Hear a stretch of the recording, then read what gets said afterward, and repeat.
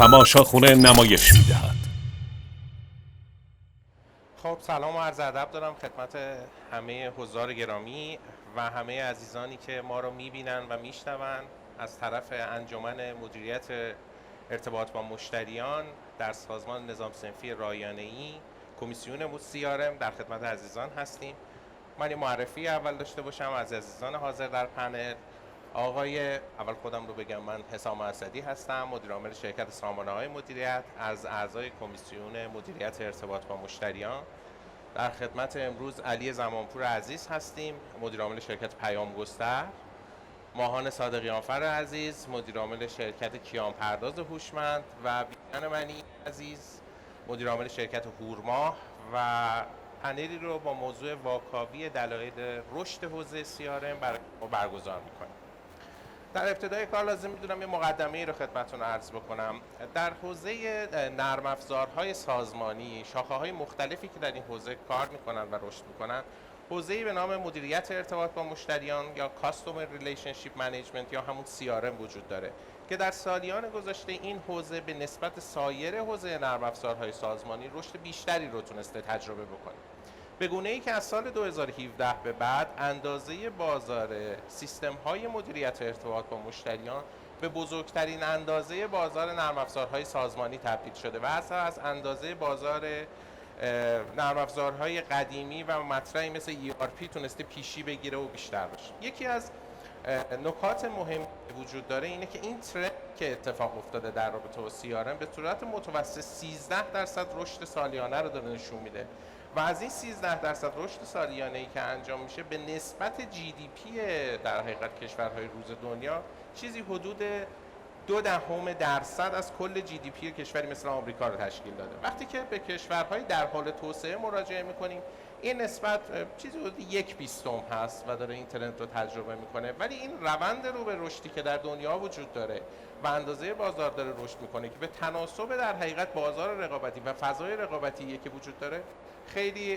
قابل توجه بوده و خیلی توجه رو به خودش جلب کرده. این باعث شده که خیلی از شرکت‌هایی رو داشته باشیم که در حوزه CRM فعالیت جدیدی آغاز می‌کنن، سولوشن‌های جدیدی رو ارائه میدن. شرکت‌هایی که قدیمی‌تر هستن سرمایه‌گذاری بیشتری رو بتونن در این حوزه انجام بدن و کار بکنن. یکی دیگه از ترندهای روزی که وجود داره نرم افزارهای ابری حوزه CRM هست که در دنیا چیزی حدود 75% از این اندازه بازار رو مجموعه‌ای که سولوشن ابری دارن ارائه میکنن تشکیل میدن. در کنار این به تناسب وقتی که به کشورهایی در حال توسعه میرسیم یا کشوری مثل ایران میرسیم این نسبت خب یه مقدار کمتره. ما میدونیم زیرساختامون در حال رشد هست در کشور و هنوز استیتی رو نداره که بتونه این نسبت رو داشته باشه. این نسبت 75% که راجع به اندازه بازار CRM های ابری عرض کردم خدمتتون در ایران به مراتب کمتره. نمیدونم، من تخمینم اینه که شاید کمتر از 10-20% باشه حتی. دوستان صحبت بکنیم، نظر شما رو بدونیم راجع به در حقیقت مسیری که داره، رشدی که بازار CRM داشته و هر کدوم از منظری که دارین خوشحال میشم نظرتون رو بدونم. بیژن جان در خدمت شما هستم. سلام عرض می‌کنم خدمت همه دوستان. در مورد موضوع اگر بخوایم صحبت بکنیم، بحث ترندی که اتفاق افتاده و رشدی که اتفاق افتاده چند جنبه داره. یکی از مهمترین بخشایی که وجود داره اینه که خب نیازه، یعنی در واقع به لحظه‌ای میرسن سازمان‌ها، به لحظه‌ای میرسن که احتیاج دارن به این موضوع و این لحظه رو به خصوص الان که زمان مشاوره رسیده و در واقع مشاورها به سازمان‌ها وارد شدن دارن این موضوع رو بهشون اشاره میکنن. یه جایی میرسن به اونجایی که به این نیاز خودشون متوجه میشن. یه جایی مشاورهایی الان وجود دارن که دارن میگن که خب CRM در واقع باید سازمان شما داشته باشه. این موضوع چون اون فرهنگ مشاوره یه ذره بیشتر شده تو سازمان‌های ما، خب باعث رشدش شده. اگر بخوایم در مورد موضوع صحبت بکنیم، یکی دیگه از وضعیتایی که وجود داره، خب ما احتیاج داریم که مشتری هامون ما رو دوست داشته باشن، مشتری هامون زیاد بشن، فروش داشته باشیم، بتونیم کار فروش انجام بدیم. خب این اتفاق چجوری میفته؟ وقتی میفته که ما ابزاری داشته باشیم که ارتباط با مشتری ها رو در واقع درست بکنه. چیزی که ما وجود داره اینه که خیلی به جنبه فروشش دارن نگاه میکنن، اما از چیزی که بهش اشاره شده مشخصه که ما جنبه ارتباط با مشتری رو داریم که توش فروش هستش، توش محبوبیت برند هستش. خیلی وقتا هزینه‌های اون محبوبیت برندمون و برندینگمون و برندسازیمون رو با یه CRM خوب میتونیم در واقع پیش ببریم. حالا نمیدونم اگر مرسی بیژن جان، ممنونم. ماهان جان خیلی ممنون میشم که در ادامه این که مشتاقیم نظر تو رو هم بدونیم، تعریفی از CRM رو برای عزیزانی که نیاز به این تعریف دارن ارائه بدیم. یه مقدار از تعریف هم شروع بکنیم. معمولا به چی CRM اطلاق میکنن، نرم افزار CRM چیه و بعد هم البته دیدگاه تو رو بدونیم. خب سلام عرض میکنم خدمت همه دوستان و عزیزان. خب میخوام یه مقدار برعکس راجع به این موضوع صحبت بکنم، چون همش هر جا که میبینیم راجع به ابزار CRM صحبت میشه، در صورتی که شاید من بگم ابزار شاید 30% یا 40% داستانه. اول اون کالچر یا فرهنگیه که باید پیدا بشه، بدونن نیازه، بدونن به چه دردشون میخوره، بدونن چه آورده ای داره. ما خیلی وقتا اصلا بر همین برعکس اومدم وارد داستان شدم، چون ابزارها و پیاده سازی CRM فیل شده زیادی هست. چرا؟ چون فقط نگاه ابزاره، میاد فقط میگه آقا من برم این رو بخرم و یک اتفاقی بیفتد. اینو میخری پیانگاه کیور، هیچ وقت اتفاق نمیفته، چون اصلشون فرهنگ سازی و آموزش و بهینه سازیه که به صورت مدام باید تو سازمان ها باشه. الان شاید بگم یه مقدار هم میگیم رشد پیدا کرده بحث CRM مخصوصا داخل ایران، برای اینکه یه مقدار حالا خودمون شرکت های همکار همه داریم تلاش میکنیم که این فرهنگ سازی رو بالا ببریم، بدونن چی میخوان. شاید واقعا یه سازمانی از یه دونه حالا بگیم ابزار، از یه دونه اکسل یا حتی دفتر میتونه استفاده کنه و اون ابزار CRMش رو یا اون اصطلاحاً CRM رو تو سازمانش جاری و ساری کنه، به شرط اینکه فرهنگش رو ببینه، بشناسه. یه خاطره ای رو بگم. یه مجموعه رفته بودم، خب یه دوستی بود تو جلسه اول، حالا دوستانه داشتیم صحبت میکردیم و گپ میزدیم، اومد گفتش که خب من CRM میخوام. گفتم چی داری؟ رفت برای من یه دفتر آورد، انقدر دفتر. بعد اومدم دیدم خب این چیه؟ دیدم از روز اول نفری که نشسته می نویسه، پیگیریاشو تو صفحه‌های بعد میذاره، قشنگ بروز. دیدم خب این کامل کانسپت و فرهنگ CRM رو میدونه چیه، میدونه باید چی کار کنه، میدونه دنبال چی باید بگرده، حداقل تو اون لایه و اون بخش خودش. خب CRM میتونه حالا با مفهوم XRM باشه که مدیریت ارتباط با مشتریه، کلیه تعاملات، دیتاها و اطلاعاتی که خب تو سازمان ها داریم دیگه، همش اطلاعاتی داریم که به درد میخوره ولی نیست قابل استفاده. اول از همه حالا دیتا وجود داره ها، جایی برای ثبت و نگهداریش نیست. حالا ثبت و نگهداری مثل این دفتره کردن، ولی خب چجوری ازش استفاده میکنن؟ نگهداری و استفادهش سخته، گزارشی ندارن و فرایندهایی که اجرایی میشه. و عملا شاید بگم CRM چی میتونه باشه؟ شاید به زبان خیلی خیلی ساده، مدیریت ارتباط با کل ذینفعاته. حالا ذینفع میتونه مشتریت باشه، میتونه تامین کنندت باشه، میتونه چی میگم پرسونلت باشه و هر کسی که شما باهاش در تعاملی و باعث بشه که یه CX یا حس ارتباط بهتری رو بگیره. زنگ نزنم یه ارتباطی نگم ای باز نمیدونه، باز باید اینو بگم، ای اینو چرا نمیدونه. این حسه که زنگ زدم یه سازمانی نزد داره، میدونه چه خبره و یک مسیری رو بر من طراحی میکنه، این میشه به نظر من یه مفهوم درستی از CRM. حالا هر کسی باید متناسب نیاز خودش اون ابزارش رو استفاده کنه. یکی مثل اون دوستمون دفتر قطورش رو، یکی اکسل، یکی نرم افزار ابری، یکی نرم افزارهای ساده اوپن سورس. هر کسی حالا متناسب نیاز، سایز، اندازه و شرایطی که داره میتونه ازش استفاده کنه. مرسی ماهان جان. علی جان، من سالیان زیادیه که تو رو میشناسم و میدونم که در حوزه‌های مختلف بخش CRM تجربه داری و کار کردی. خیلی مشتاقیم که نظر تو رو هم در رابطه با وضعیت فعلی که فکر میکنی که CRM در ایران داره و چقدر مورد قبول سازمان‌ها و کسب و کارها قرار گرفته بدونیم. سلام عرض میکنم خدمت دوستان بینندگانمون. پیرو به صحبت‌های ماهان جان بگم که خب آره دقیقاً کلاسیک قضیه میشه همون دفترچه‌ای که همه پیگیری‌ها هست، ولی خب ابزارهای CRM واسه این اومدن که هم یک پارچه سازی کنن، هم امکان دسترسی اطلاعات و تصمیم سازی رو بیشتر کنن، که خب قاعدتاً هر چقدر این ابزارها جامعیت بیشتری روی سازمان داشته باشن، اطلاعات دقیق‌تر، تصمیم‌های معتبرتری رو میتونن بسازن، چون اطلاعات بیشتری داره قاعدتاً. خب یه سری دیتاهای دارین خودتون که درست بود دقیقاً. ما تفاوت فاحشی بین آمارهای بین‌المللی و ایران داریم. ما فکر کنم زیر 10% از شرکت‌های ایران توی حوزه CRM دارن کار میکنن و از CRM استفاده میکنن. این در حالی که توی دنیا خب آمار خیلی بیشتر از این حرفاست. تو حوزه ابری هم همین هست. حالا حوزه ابری محدودیت‌های زیرساختی کشور هم یه خورده به این موضوع دامن میزنه که شاید سمت این موضوعات نرن. موضوع دیگه که هستش، خب با توجه موضوعی که جناب منی فرمودن، بر اساس نیاز میاد اصلا. حالا چون اصولا اول نیازهای سازمان ها میره سمت بقا، واسه اینکه خب بفروشن اصلا، بعد بمونن که حالا بعد بخوان تجربه بهتری خلق کنن یا هر آنچه شبیه این. خب تو دنیا تقریبا این مسیر سمت این رفته که اگر قراره بیشتر بفروشی با تجربه بهتر خلق کنی. الان تو ایران فکر میکنم که داره تقریبا کم کم میره اون سمت، هنوز نرفته. به خاطر همین نگاه میکنی همین الان تو ایران بیشترین تقاضاها تو حوزه CRM واسه فروشه، اتوماسیون فروش میخوان، در حالی که ما الان تو دنیا نگاه میکنیم خدمات پس از فروش اول هستش، بعد اتوماسیون بازاریابی هستش، بعد اتوماسیون فروش هستش، بعد امثال بحث‌های حالا باقی ذی‌نفعان هم توش میتونه شکل بگیره.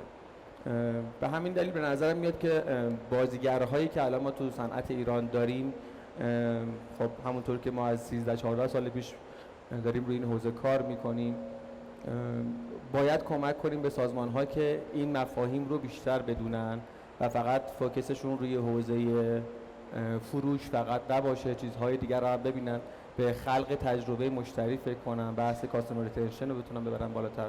آمارها هم اینجوری نشون میده که تقریباً 75% از اونهایی که از CRM استفاده کردن موارد مربوط به افزایش نگهداشت مشتریان و افزایش فروش و امثال تجربه کردن. و خیلی مهم اینه که فقط به ابزار بسنده نکنیم. ماهان جان هم فرمودن موضوع رو، ابزار فقط نیست، اون مایندست قضیه خیلی اهمیت داره که شما فکر اون موضوع داشته باشین. حالا ابزار هر آنچه که هست، فقط باید یک سری امکانات رو اون ابزار به ما بده که بتونیم اطلاعات رو درست ثبت کنیم، برداشت کنیم. مرسی.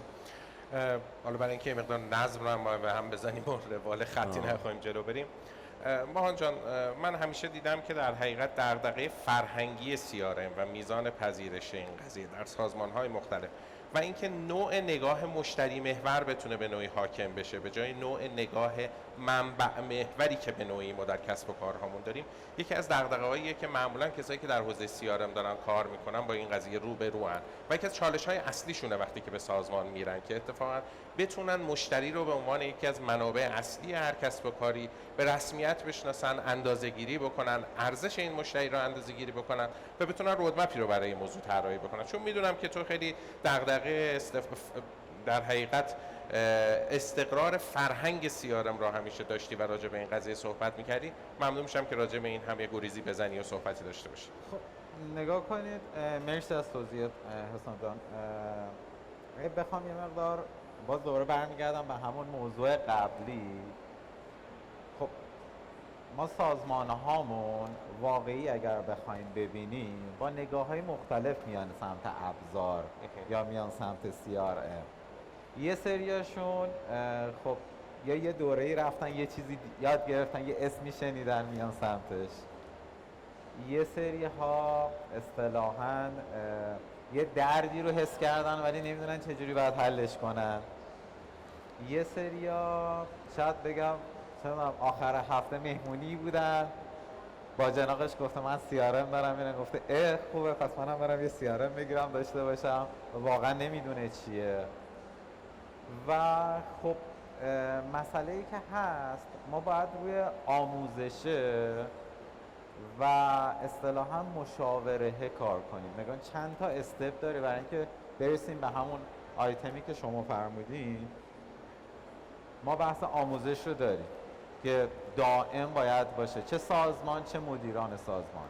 حتی به این موضوع باید ایمان داشته باشن و اصلا اعتقاد داشته باشن. خیلی گفتم خدمتتون مثلا برمی‌دارن بر اساس یه چشم همچشمی یا نه اسمش خوبه یا یه کالای لوکسه میخوام بگم، در صورتی که باید نگاه این باشه که خب حالا الان چه اتفاقی افتاده، چه عصریه، الان من باید حس خوب ایجاد کنم برای مشتری، اون مشتریه برای من برداره حالا هم خودش برای من بازدهی داشته باشه، هم معرفی داشته باشه، هم حس خوبش. چون درصد زیادی همون قانون پارتو دیگه 80-20 تا هرچی سرمایه گذاری که داری میکنی روی مشتریت و مشتری های موجودت بیشتر باشه و اصطلاحاً حس خوبی رو براشون بیشتر ایجاد بکنی، چون 80% درآمد از اوناست، در صورتی که داری کلی انرژی میذاری نفر جدید بیاری، تیم جدید، چه میدونم بازارت رو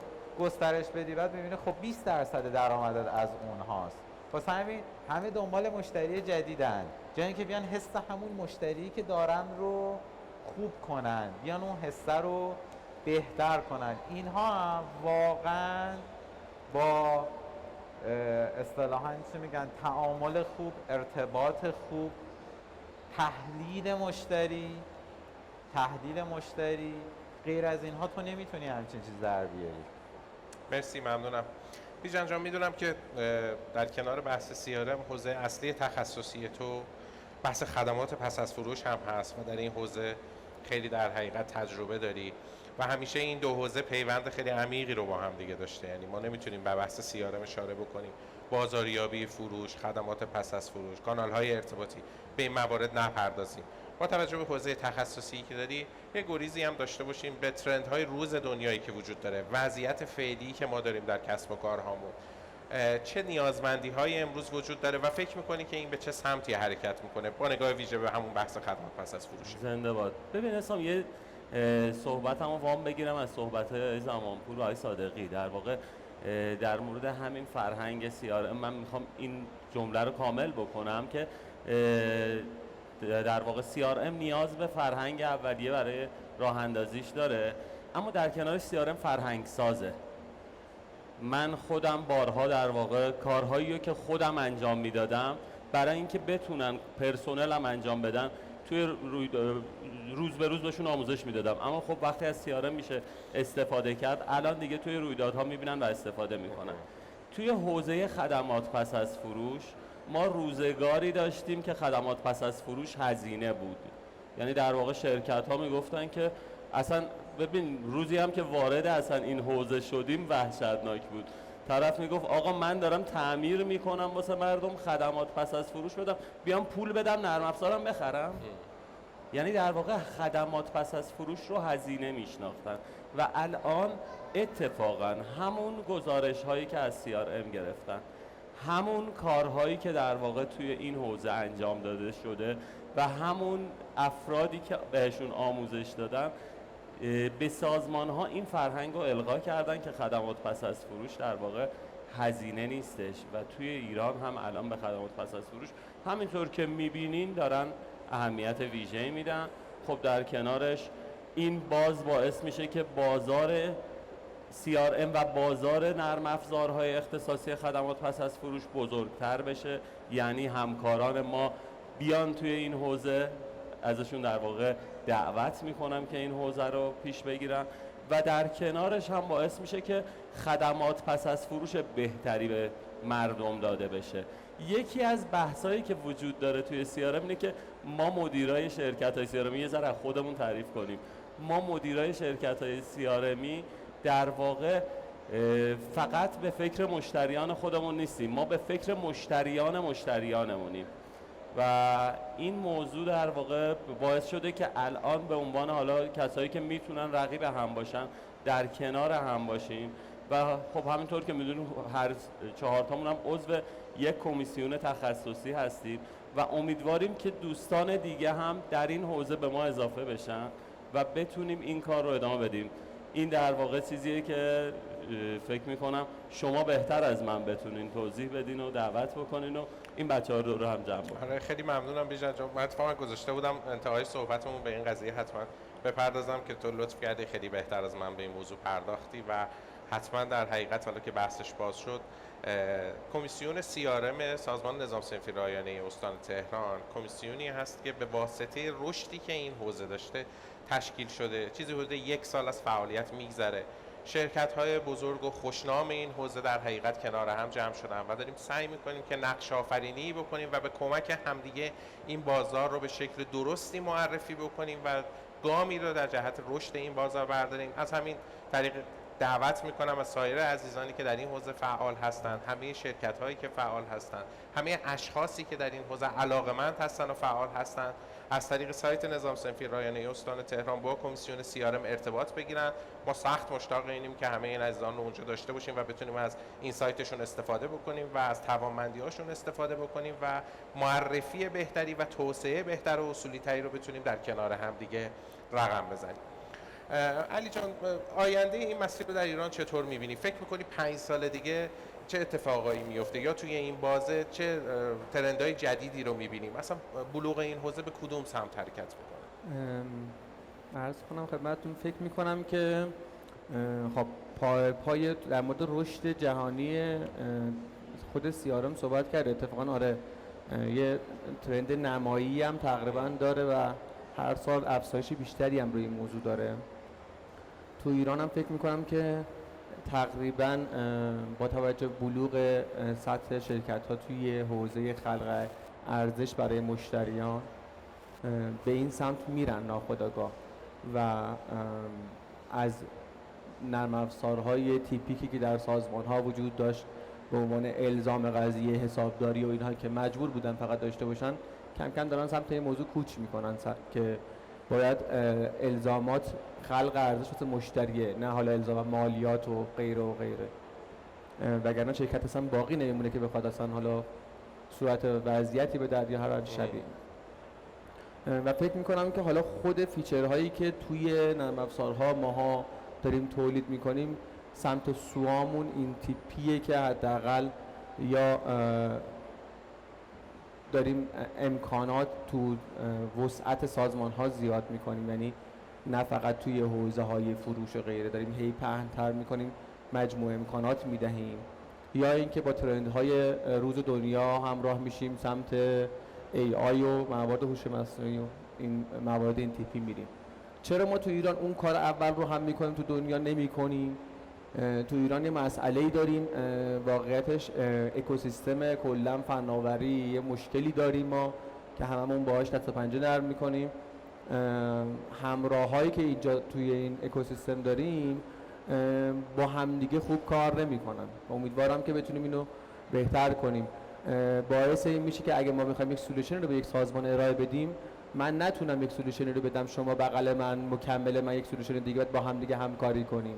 من مجبور شدم بابت این موضوع سولوشن شما رو هم بدهم و این یک حرکت جمعی این تیپی میخواد. قطعا یک سری حمایت‌های قانونگذاری میخواد که حمایت از حقوق مصرف کننده داشته باشه. خیلی از شرکت‌ها رو ما میبینیم حتی از دادن API ها هم خودداری میکنن، نمیدن، تبلیغات منفی میکنن و امثال هم رفتارهای مناسب انجام نمیدن. یه راهش سمت ما اینه که یه خورده این کمیسیون ها و موارد این تیپی رو بیشتر کنیم، بتونیم یه خورده فعالیت های تیپی داشته باشیم، بتونیم مأموریتمون رو واقعا با عنوان این کمیسیون واسه جامعه کسب و کاری ایران انجام بدیم. حداقل نگاه میکنیم خارج از کشور اینجوری نیست، واقعا همه به هم راحت وصلن، دستشون رو توی بیزنس های هم دیگه نمیکنن، سمت خودشون رو عمیق دارن، همون خوب خدمات میدن میبرن جلو. ولی ما واسه اینکه بتونیم سرویس مناسب بدیم مجبوریم توتال سولوشن ارائه بدهیم، همه چیز رو خودمون داشته باشیم، چون نمیتونیم با امید کس دیگری وایسیم که همکاری بکند و این وسط اغلب تجربه‌اشو داشتیم دیگه. میگم مشتری‌ها همش اذیت میشن روی این موضوع، این میگه نمیشود، اون میگه فلان میشود. و ما همش درگیر این موضوعیم که اینو بتونیم به نحو اصلا واسه مشتری راحت حل کنیم. ولی در عین حال فکر می‌کنم که اینکه عملیات مشتری، عملیات پرسنل در حین جمع‌آوری دیتا کمتر شود، تصمیم سازی‌ها با توجه به بحث‌های بی آی و ای آی یا اینها بیشتر شود، فکر می‌کنم که یکی از اون جاهایی هست هم دنیا سمتش داره میره به سرعت، هم دوستانی که حالا تو این صنعت دارن کار میکنن رصد میکنیم به این سمت سو دارن میرن. درود بر تو. دوستان ما در 5 دقیقه انتهایی پنلمون قرار داریم. من مشتاق بودم که در رابطه با اتفاقا بحث ترکیب AI و CRM پرسشایی رو مطرح بکنم از شما، ولی فکر میکنم که با در نظر داشتن این نکته من که فکر میکنم جذابیت‌های خاص خودش رو بتونه داشته باشه و البته جنبندی صحبتاتون ازتون داشته باشیم و بتونیم صحبت بکنیم. ما آنجا خوشحال میشیم نظرتون بدونیم. خب قطعا الان ترندی که هستش بحث هوش مصنوعی هستش و AI که خدمت شما عرض شود. سیستم AI خب کل دنیا رو گرفته و هر روز داره کیفیت و کارایی رو میبره بالا. همین الان طبق گزارشاتی که الان هست تقریبا میشه گفت 13%، حالا بگیم خیلی مثلا طبق گزارشاتی که حالا مرجعش الان خاطرم نیست، 13% باعث شده که هزینه ها کاهش پیدا کنه توی زیر ساخته و سیستم هایی که داره توسعه پیدا میکنه. خب لازم داریم دیگه، خیلی چیزها پترن و الگو داره که میتونیم ازش از طریق هوش مصنوعی کار رو تسریع کنیم و رضایت مشتری رو حدود 27% بالا برده. باعث شده که یه سری کارها چون به صورت خودکار انجام میشه، تشخیص میده، کمک میکنه، حالا از چه میدونم تشخیص پرسوناست، یه سری جاها تحلیل دیتاست، یه جایی دیتا ماینینگ، یه جاهایی بحث های اصطلاحاً تبدیل چی میگن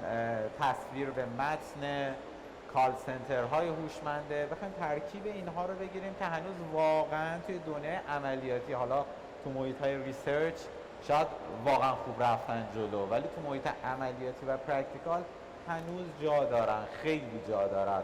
حالا درسته ما تو ایران داریم هی تلاش میکنیم سمتش بریم و داریم دست و پا میزنیم، خب خارج از ایران جلوترن، یه سری زیرساخت‌های آماده وجود داره که بتونیم ازشون استفاده کنیم که حالا اینجا ما یه سری محدودیت‌ها داریم و مجبوریم حالا یا خودمون دست به کار بشیم یا از یه سری شرکت‌های دانش بنیان استفاده کنیم یا اینکه نمیدونم واقعا کجا بخواد برسه. در صورت داریم تلاشمون رو می‌کنیم که سولوشن‌های متناسب باهاش رو هم داشته باشیم، چون قطعاً آینده یکی از نکاتش هوش مصنوعیه و باید یه نیم نگاهی بهش داشته باشیم. مرسی ماهان جان. دیجان جان جنبندی تو رو هم داشته باشیم.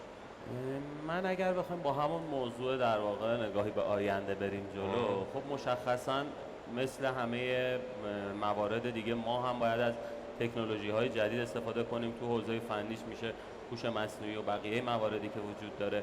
تو حوزه در واقع کاربردیش، تو حوزه اجتماعی اگر CRM رو در واقع برامون مهم باشه به CRM اهمیت بدیم و بتونیم ازش استفاده بکنیم، آیندهش اینه که مشتریان، مردم راحت‌تر زندگی میکنن، راحت‌تر در واقع میتونن خرید بکنن، خدمات پس از فروش در واقع شیرین‌تری داشته باشن، شرکت‌ها میتونن به مشتریاشون این تضمین رو بدن برندهاشون محبوب‌تر بشه و کار خودشون رو پیش ببرن.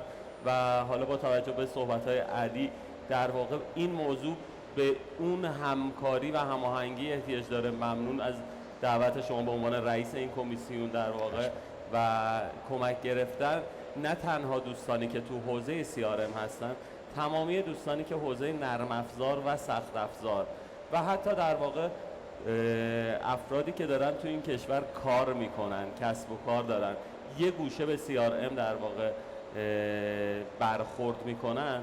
کمک همه این افراد، کمک به خصوص ماهایی که تکنولوژی نرم افزاریمون احتیاج داریم به هم نزدیکتر بشه، کمک این افراد باعث میشه که این موضوع یعنی خوشحالی مشتری، شرکت‌های واسط و خود بازار آیتی بیشتر باشه. علی جان فرمایش پایانی شما رو ممنون شم در حد 1 دقیقه داشته باشیم. یه جمع‌بندی فقط داشته باشم، این که فکر می‌کنم که در حال حاضر تو کشور خودمون دوستانی که CRM استفاده کردن بیشترین دغدغه‌هاشون حالا فارغ از اینکه بحثای فرهنگی و غیره که داریم تو حوزه اینترنال خود سازمان ها هستش، بحث پیاده سازی سیستم ها هستش که فکر میکنم که لازم داریم که حالا پیرو صحبت دوستان ماهان و بیژن خان ما بحث آموزش و همراهی بیشتری رو تو این اکوسیستم با مشتریان داشته باشیم. خب یک سری کارها هم شده، من دیدم همه دوستان تقریبا تک تک رصد کردم داشتن، خود ما تو این حوزه خیلی کار کردیم. فکر میکنم که کاستومایز کردن ها بر اساس صنایع مختلف تقریبا داریم سرمشق میدیم که آقا شما باید تو اون صنعت این کارها رو بخواهید و اصلا کم نخواهید و این نیازها رو میتونیم برطرف کنیم تو اون صنعت و بر اساس اونها بتونیم شاید بهره برداریایی که سازمان ها میکنن رو بیشتر کنیم و به واسطه اون شاید ترویج حوزه CRM هم بیشتر و بیشتر شه، برسیم به حداقل به استانداردهایی که توی حتی خاورمیانه هستش و ما ازش عقبیم. ممنون که از وقتی که بهمون دادین در مورد این موضوع صحبت کنیم. ممنون از دوستان که همراهی کردین. من صحبت دیگه ندارم. مرسی علی جان، ممنونم. دوستان عزیزان، هدف CRM افزایش ارزش مشتریه. وقتی راجع به ارزش مشتری صحبت میکنیم، راجع به یک ارزش معنوی صرفا صحبت نمیکنیم. راجع به یک ارزشی داریم صحبت میکنیم که با واحد ارز، با واحد ریال در حقیقت سنجش میشه و به خاطر همین تاثیر مستقیمی رو در عملکرد سازمان ها داره و این نوع نگاه جدیدی که در حقیقت میتونه به سازمان و مشتریان سازمان انجام بشه، یک نگاه تحولیه و نتایج اون برای همه کسب و کارها اثبات شده هست. ممنونم از اینکه همراه ما بودین حضار عزیز، ممنونم از اینکه به ما گوش کردین. بسیار مشتاقیم که فیدبک از سمت شما داشته باشیم. من پنل رو اینجا به اتمام میرسونم و در خدمت هر کدوم از عزیزان که فرمایشی داشته باشن خارج از این استیج هستیم. درود به همه شما، ممنونم از شما که همراه ما بودین و خیلی هم ممنونم از همه شما. متشکرم.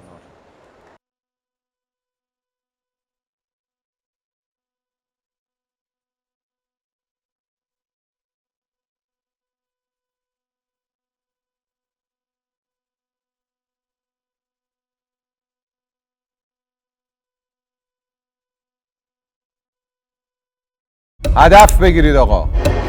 متاسفم.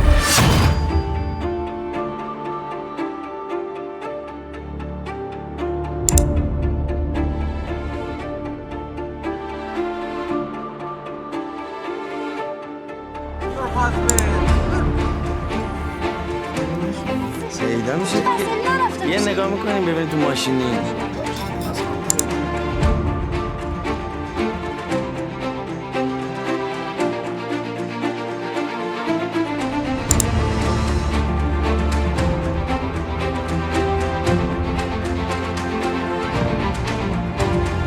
در صورت پیروزی اولین گام برای گرفتن سگانه طی 2 هفته آینده میسر میشه.